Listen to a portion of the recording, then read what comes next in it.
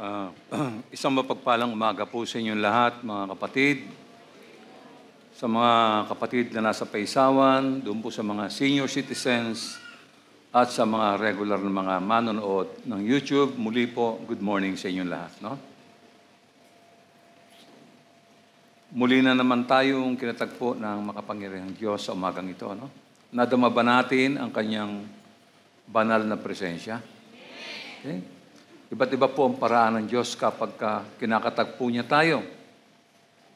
Maraming mga bagay na ipinaalala sa atin at naalala pa ba ninyo kung kailan at saan kayo kinatagpo ng Panginoon? The first time na kinatagpo kayo ng Lord, naalala niyo pa ba yun?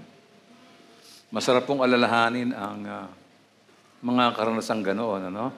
Pati na yung pamamaraan po niya, no?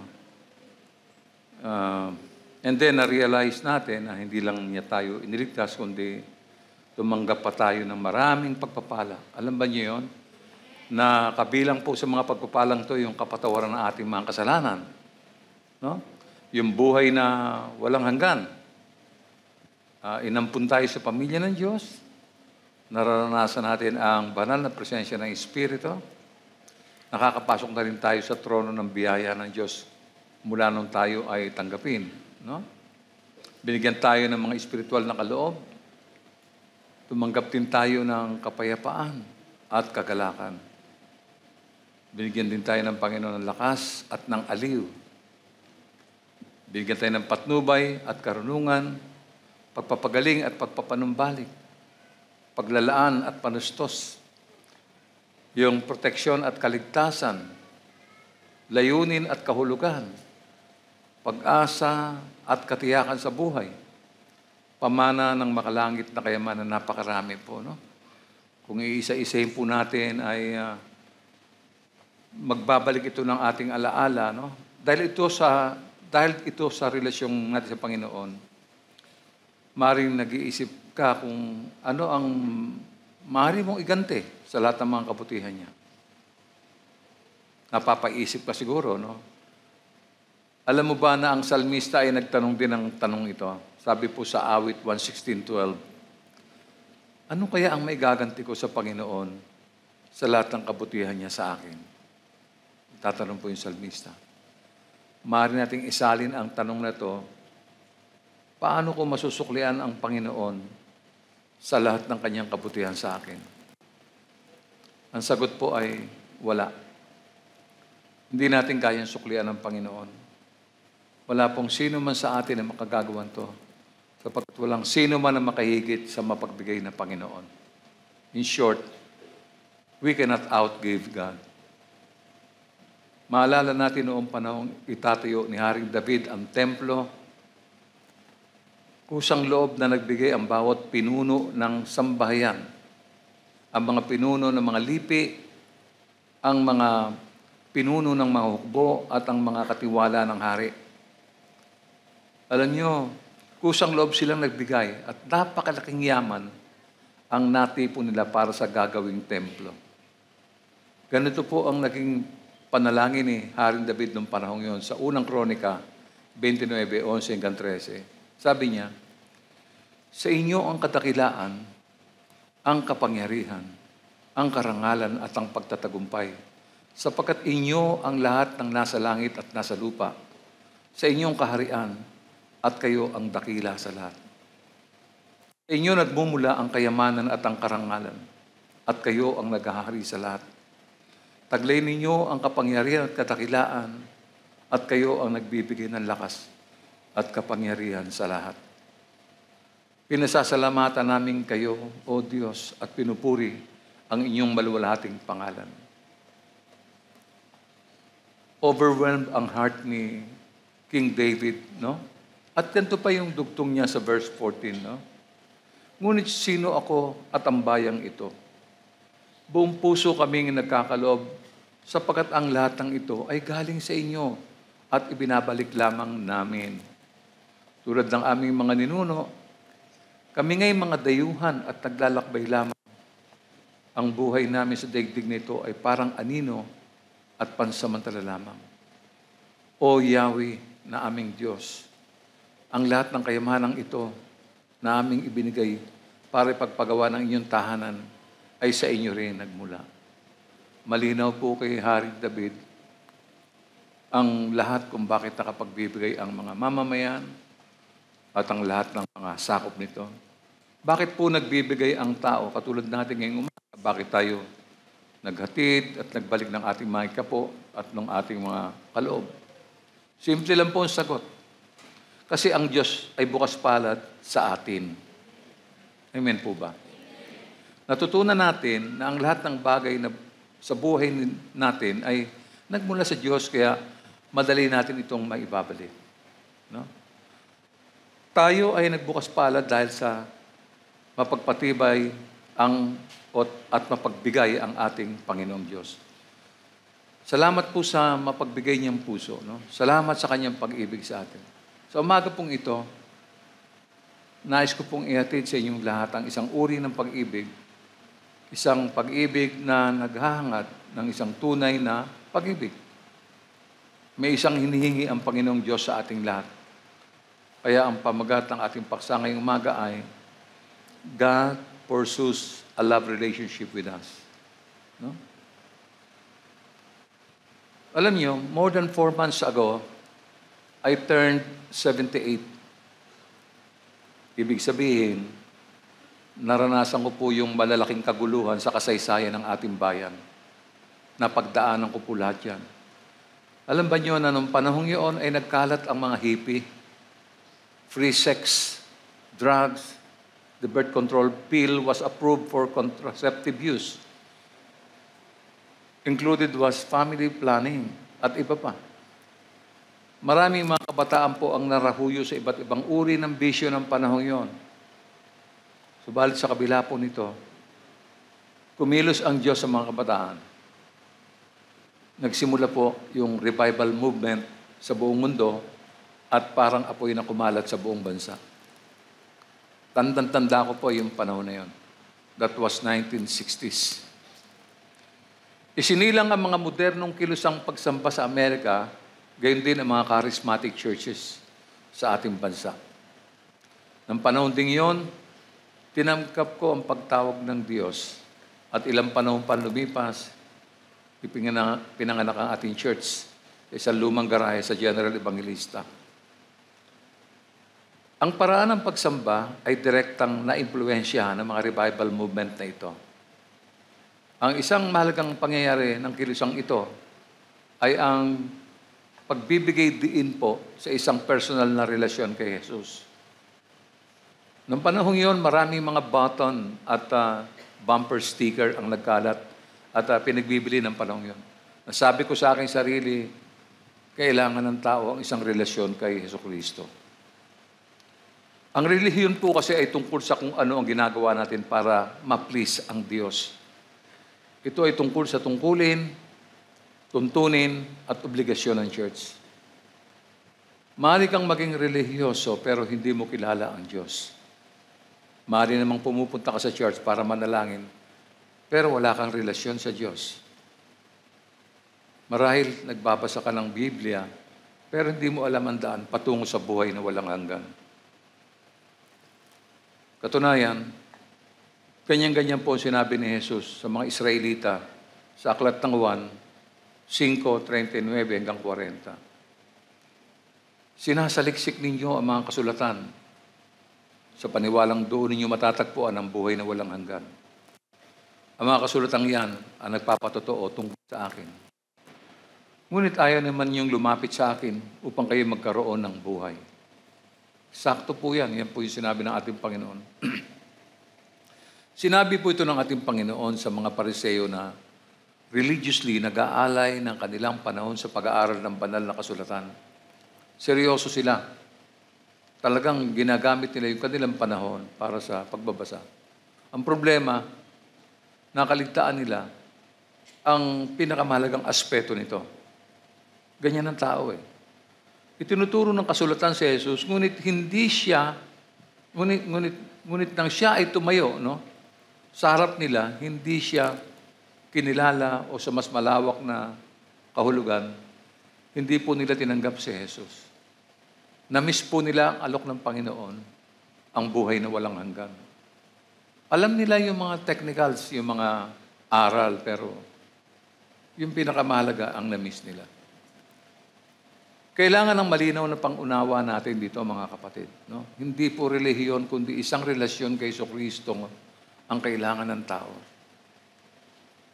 Maski na magmukha ka pang relihiyoso, pero wala naman talaga si Kristo sa puso mo, sinasabi mo lang nandun si Jesus sa puso mo, pero yung mga aral niya, hindi mo nagagawa.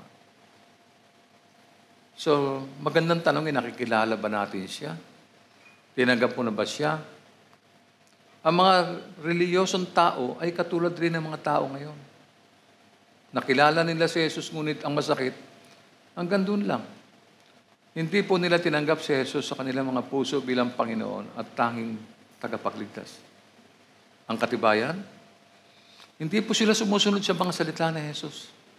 Nakikinig lang sila, tinatandaan nila yung mga memory verse, nilalagyan nila sa puso, pero sa buhay po nila ay hindi po nakikita.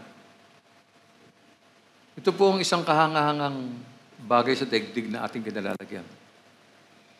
Nais ng Diyos sa ating lahat na magkaroon ng isang matibay na relasyon. Na nararanasan natin ang kanyang pag-ibig. Huwag po nating kalimutan ang layunin ng Diyos. Sino ang mga taong hinahangaan mo sa buhay? Sino yung mga nag-i-inspire sa iyo?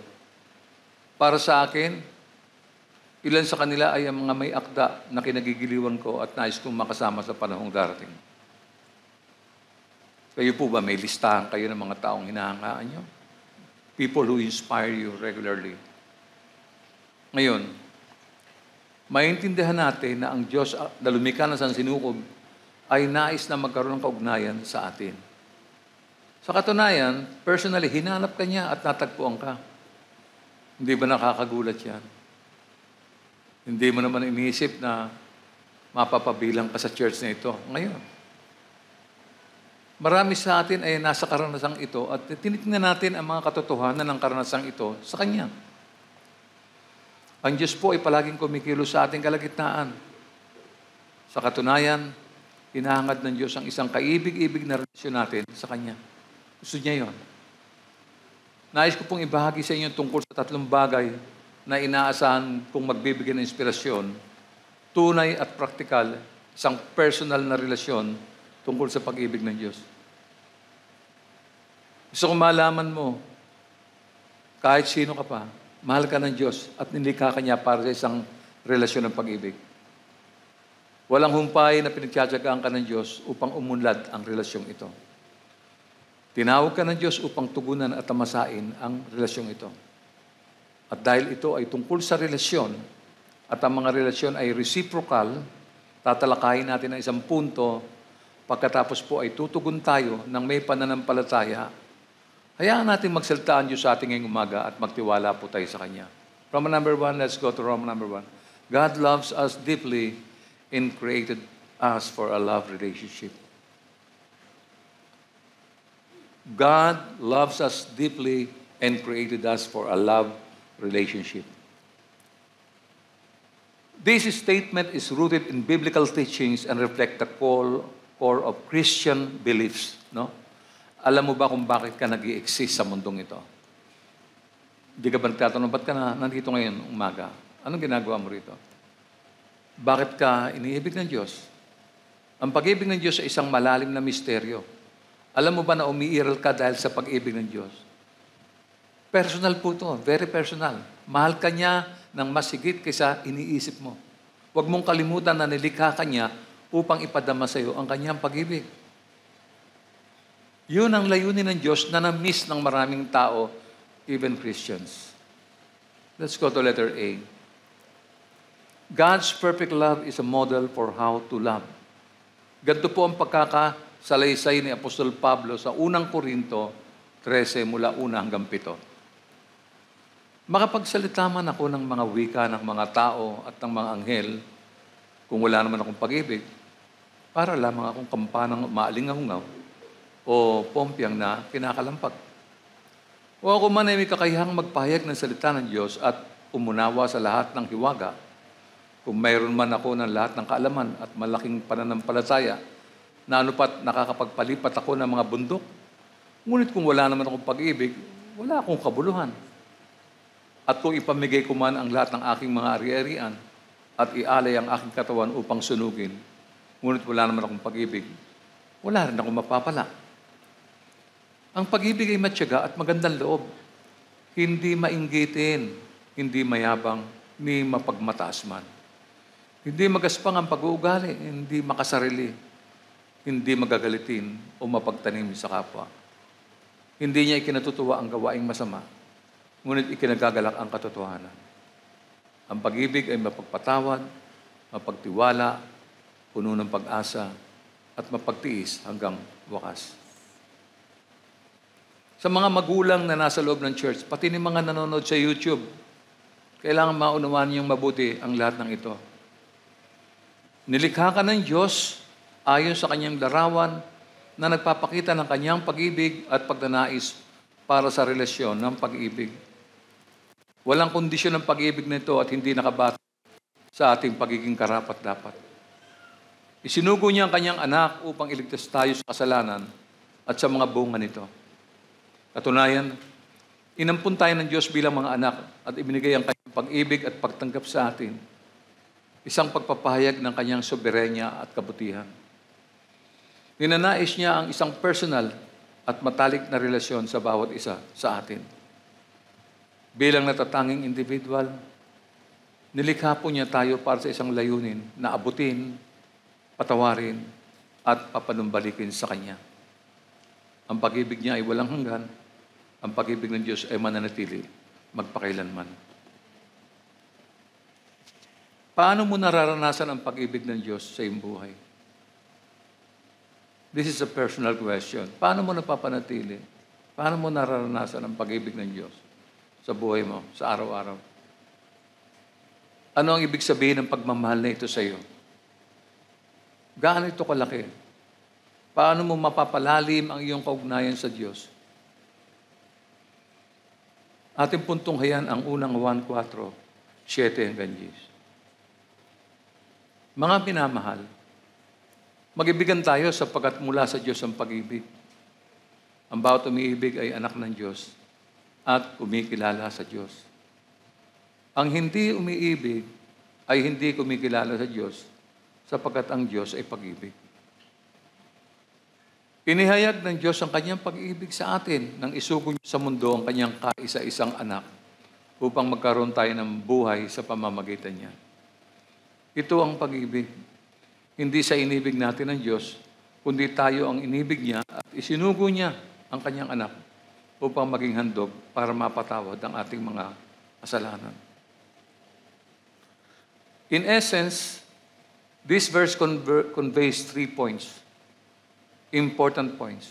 God's unconditional love. The sacrifice of Jesus and God's initiative. God's love isn't dependent on our love for Him, but rather on His own love for us. No? Jesus' death on the cross serves as an atoning sacrifice for our sins, demonstrating the depth of God's love. And God took the first step in loving us, sending Jesus to restore our relationship with Him.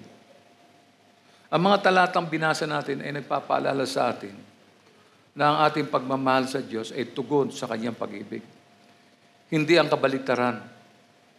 It's a powerful reminder of God's grace and love and encourage us to live out our faith with gratitude and obedience.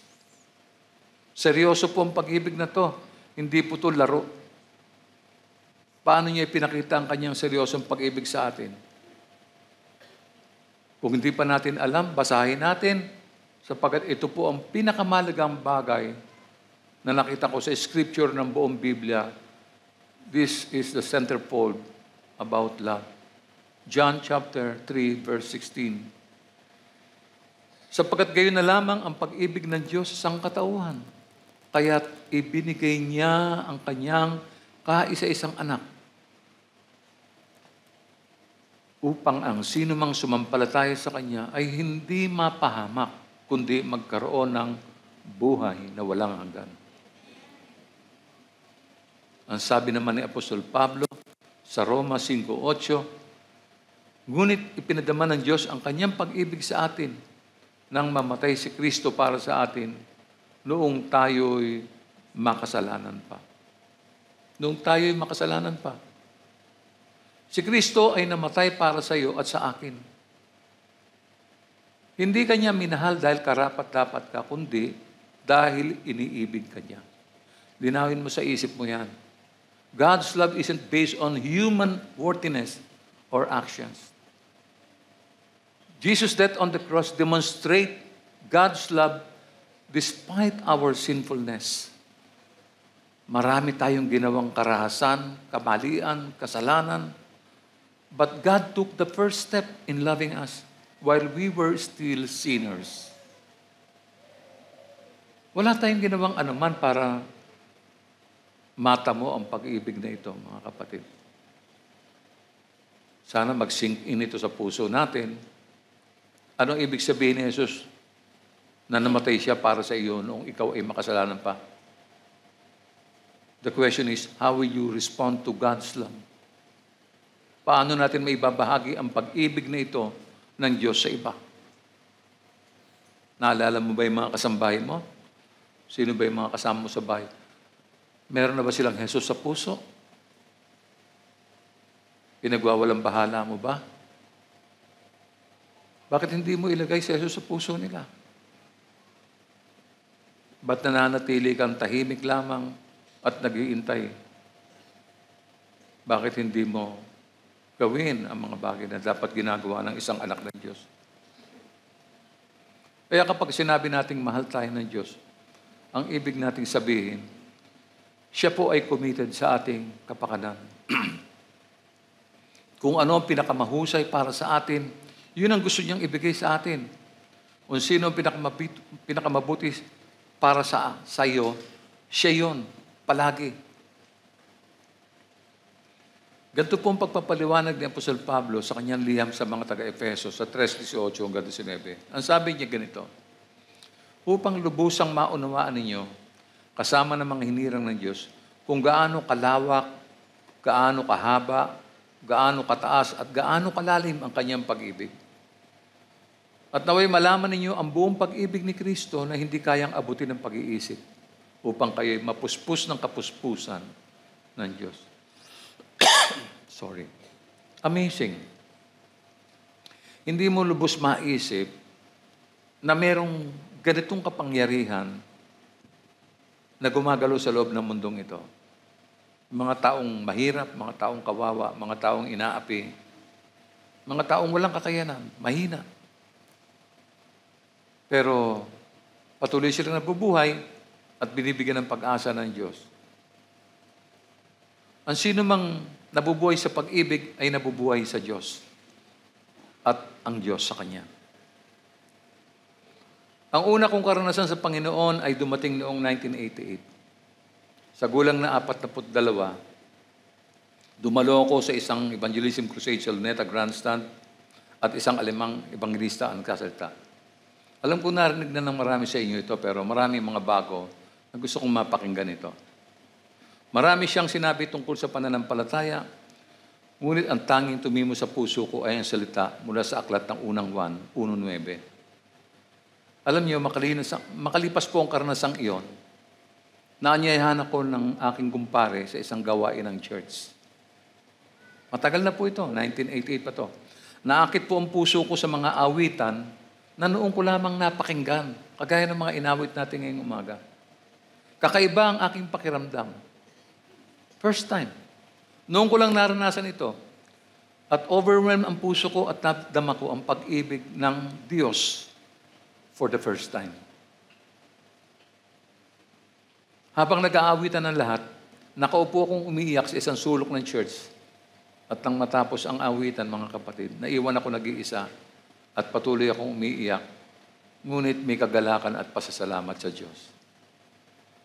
Nang oras na yon, sa kauna-unahang pagkakataon, nadama ko ang yakap ng Panginoon. Nadama ko ang pagmamahal niya sa kabila ng aking mga kasalanan. Ang sandaling iyon, alam kong mahal ako ng Diyos at nais kong maranasan ng bawat isa sa inyo ang karanasang iyon. Nilikha tayo ng Diyos para sa isang relasyon ng pag-ibig. Napakalawak ng pag-ibig. Yung sinabi nga ni Paul kanina, hindi natin masusukat, no? So ano po ang layunin talaga ng Panginoon pa, liban sa mga nabanggit na? Let's go to Roma number 2. God pursues you relentlessly and initiates the relationship. Sinusundan ka, hinahabol ka, at siya ang nagpapasimula ng mga relasyong dapat mong malaman. Letter A, God initiates the relationship, not us. Mababasa natin to sa banal na kasulatan. Remember, tinawag ng Diyos si Abram. Ang Diyos ang nagkusa at lumapit kay Abram at tinawag siya at binigyan ng pangako. Tumugon naman si Abram sa pamamagitan ng pananampalataya nang sundin niya ang ipinagagawa sa kanya ng Diyos. Ngunit tandaan natin, ang Diyos ang unang gumawa ng hakbang. Siya ang kumilos, siya ang nagbigay ng first move. Tinawag naman ng Diyos si Moises. Ang Exodus 3:1-6 ay naglalahat ng kwento ni Moises at ng nagninigas na palumpong ng apoy. Si Moises ay gumagawa ng kanyang sariling gawain ng panahong yun. Nag-aalaga po ng mga tupa sa disyerto. Dumating ang Panginoon at kinuha ang kanyang atensyon sa pamamagitan ng nagniningas na palumpong ng apoy. Moses answered God's call and entered God's glory, but it was God who made the first move. Let's not forget it. Always. Tinawag din ng Diyos si David. Ipinadala ng Diyos ang propetang si Samuel upang pahiran siya ng langis bilang piniling hari ng Diyos. Hindi po ito ideya ni David. Ito ay sa Diyos. Ang Diyos ang gumawa ng unang hakbang. Siya palagi ang gumagawa nito. Kaya hindi naman, tinawag ni Jesus ang kanyang mga alagad. Wala pong nagboluntaryo sa kanila. Sinabi ni Jesus, hindi mo ako pinili, ngunit pinili kita. Si Jesus ang gumawa ng unang hakbang. O isipin niyo halimbawa si Saulo. Si Saulo ang marahas na kaaway ng pananampalatayang Kristiyano. Alam ba ninyo na siya ang Osama bin Laden noong panahon ng mga Kristiyano? Hindi niya hinanap ang Diyos. Ngunit kinatagpo siya ng Diyos. Hinarang ni Jesus si Saulo sa kanyang misyon na arestuhin at ipakulong ang mga Kristiyano. Tinawag si Saulo sa isang relasyon. Si Saulo ay naging Apostol Pablo. Si Jesus ang unang humakbang. Hindi ko ba nagtataka? Ulitin ko yung tanong, ba't ka nasa church ngayon? Sino bang ang nauna sa inyo? Ikaw o ang Panginoon? Siya ang gumagawa lagi ng first move, no? Kinatagpo ka niya, hindi dahil natagpuan mo siya. Sabi ko po kanina, nakilala ko si Jesus noong ako ay 42 years old. Pero bago po noon, malayo po ako sa Diyos. Hindi po ako interesado sa Kanya. Sa katunayan, alam naman yung lahat na aktivista ako at alam din ninyo na aktivista, hindi po kumikilalang may Diyos. Hindi ko po talaga hinanap ang Diyos kahit minsan, kahit kailan. Ngunit kinatagpo ako ng Diyos. Ipinadala niya ang isang kaibigang matalik. Sabado ng umaga, inanyayahan ako sa kanilang church. Hindi ko po gustong pumunta. Ngunit dahil kaibigan, umayag ako sumama sa kanya. Doon ako kinatagpo ng Panginoon. Nakakilala ako dahil pinagtiyagaan ako ng Panginoon. Hindi dahil sumunod ako sa Kanya. Siya rin ang unang humakbang. At ganoon din sa inyo. Kung iisipin mo ang iyong kwento ngayon, makikita mo kung paano kumilos ang Diyos ang unang humakbang patungo sa iyo. Siya ang nagpasimula ng relasyon ninyo. At siyempre, ang unang hakbang na ginawa ng Diyos sa ating lahat ay nagmula kay Jesus. Tulad po ng nabasa natin kanina sa Roma 5:8, ipinakita po ng Diyos ang kanyang pag-ibig sa atin noong tayo'y makasalanan pa. Si Kristo ay namatay para sa atin, hinanap tayo habang tayo ay mga rebelde pa noon at kinatagpo niya tayo. Siya po ang palaging kumikilos sa buhay natin, pero madalas nakakaligtaan natin. Siya ang gumawa ng unang hakbang, akala natin tayo. Inilapit niya tayo sa kanyang sarili. Sana maging mapagmasid tayo. Ang Diyos po ay walang humpay na lumalapit sa bawat isa sa atin. He is pursuing you relentlessly. He wants a love relationship with you, and He is not giving up. Patuloy siyang kikilos, narito man tayo o wala na. Ganito po sinasabi ng mga awit na ginawa natin sa morning devotion kanina. Kabuti at pag-ibig mo sa akin di magkukulang, siyang makakasama ko habang ako'y nabubuhay. At magpakilan may sa bahay ni Yahweh mananahan.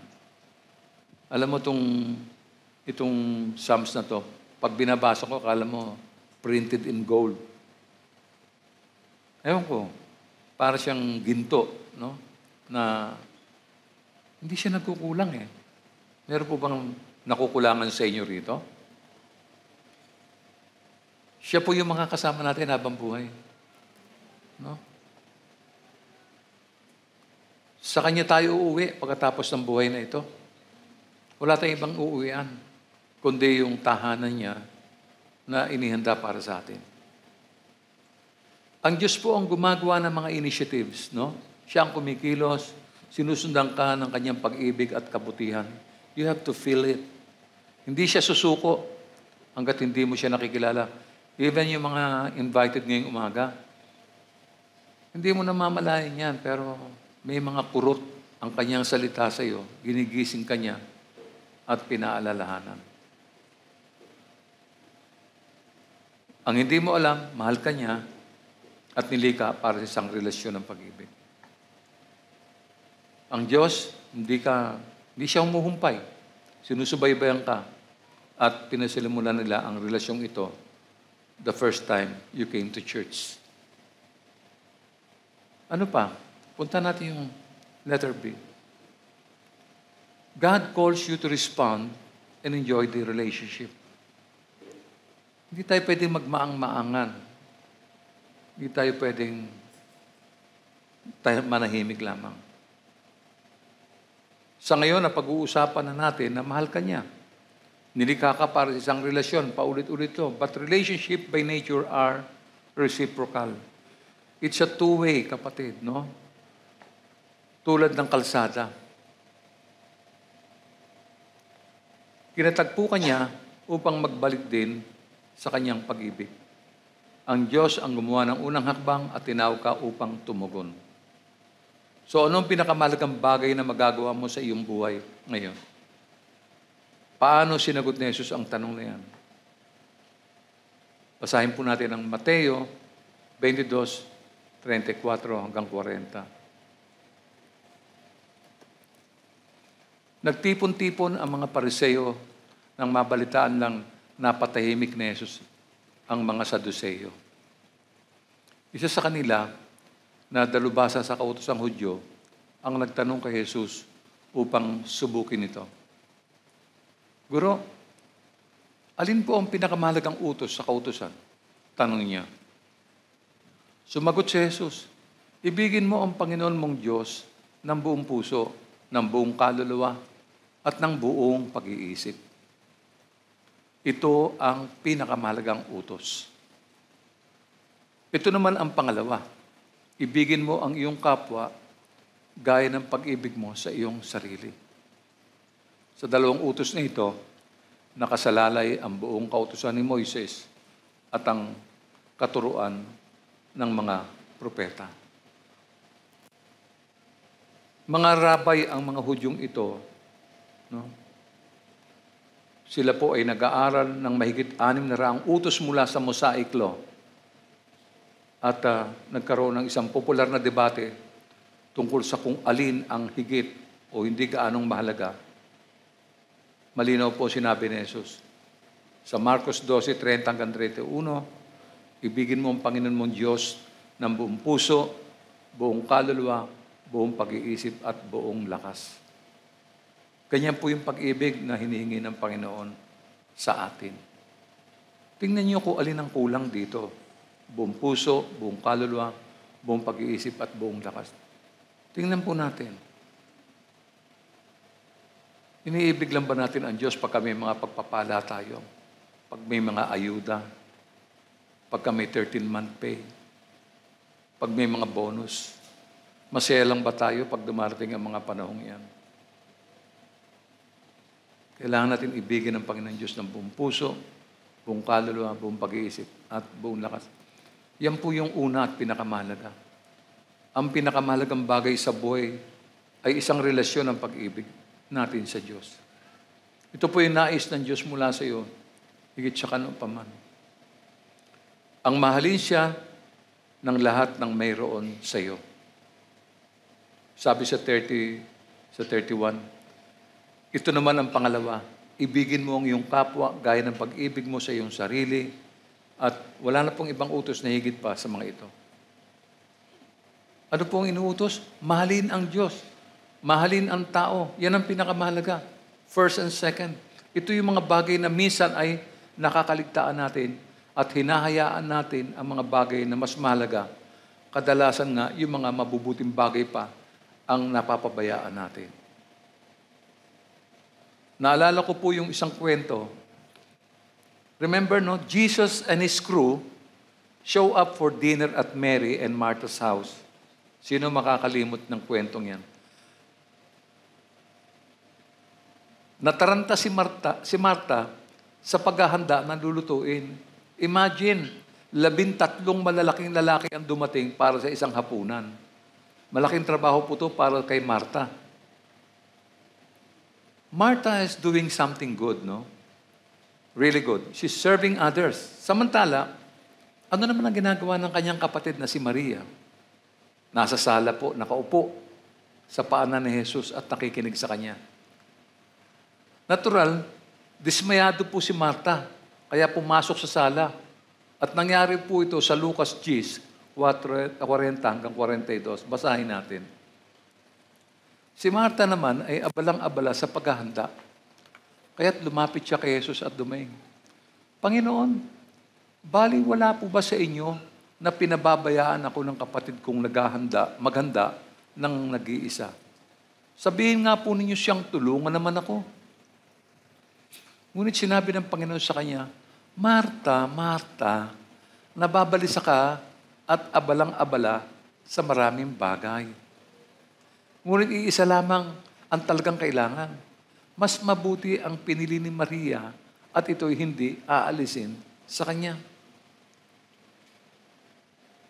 Pinili po ni Maria kung ano ang mas mabuti. At ano po yung mas mabuti? Ang maupo sa paanan ni Jesus at makinig sa Kanya. Wala nang mas mahalaga pa sa buhay kaysa mahalin ang Panginoon. Maging interesante sa mga layunin niya. Ang pagkakaroon ng tunay, personal na praktikal na relasyon ng pag-ibig sa Kanya. At paano po mangyayari yun? Sa pamamagitan po ng pag-uukol natin ng panahon sa Kanya. Ang makasama si Jesus ay walang kapalit ang makipag-usap sa Kanya at ang makinig sa Kanya. Simple-simple lang ang message ngayong umaga. Kaya minabuti kong hindi ito pahabain at baka malimutan niyo pa.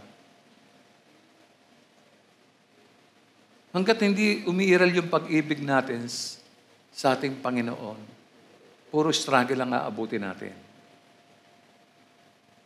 Pag wala yung pag-ibig, wala yung relationship. Pag wala yung relationship, nag-iisa ka. Ikaw ang gagawa ng lahat ng mga gawain mo. Ikaw ang magpaplano. Ikaw ang tutupad ng planong ito. At sa karanasan natin, sa mahabang panahon, bigo tayo palagi. Kaya kailangan natin ang pag-ibig ng Diyos. Sa akin pong pagtatapos, 53 taon na kaming kasal at magkasama ni Ruby. Mas naging malapit pa kami ngayon kaysa dati. Mas sweet pa kami sa aming relasyon ngayon. Ang sekreto, gusto naming mas close sa isa't isa. Nag-uusap kami, nakikinig at nag-work ito sa amin. Meron kaming maayos na komunikasyon at relasyon. Isang relasyon na binuo ng pag-ibig sapagkat ang Diyos na namamagitan sa amin ang naglagay nito. Totoo ito sa isang relasyon kay Jesus. Ngunit madalas, kapatid, katulad dati si Maria o si Marta, abala tayo, abala sa paggawa ng magagandang bagay. Naliligalig tayo sa maraming bagay.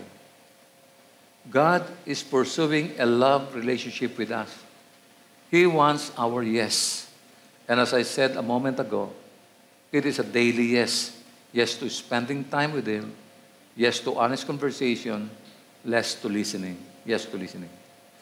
We talk about daily devotion, prayer, Bible reading, our daily time with God, like a daily coffee date. Huwag natin tingnan ito bilang isang religious obligation. Gawin natin ito bilang isang pagkakataon upang makilala ang isang taong nagmamahal sa atin ng walang hanggang pagmamahal. Hindi mahirap makasama ang taong mahal mo at mahal ka.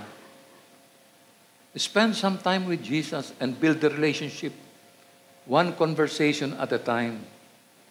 Kapag naharap ka sa isang pagpili sa pagitan ng paggamit ng iyong panahon kasama si Jesus at ng iba, ano ang pipiliin mo?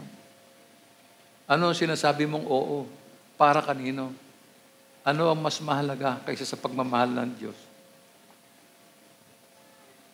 He calls us to respond and enjoy the relationship. You know what? Religion can be a burden. A love relationship with God is a joy. Ganito po inilarawan ni Jesus ito sa Juan 15, 9-11.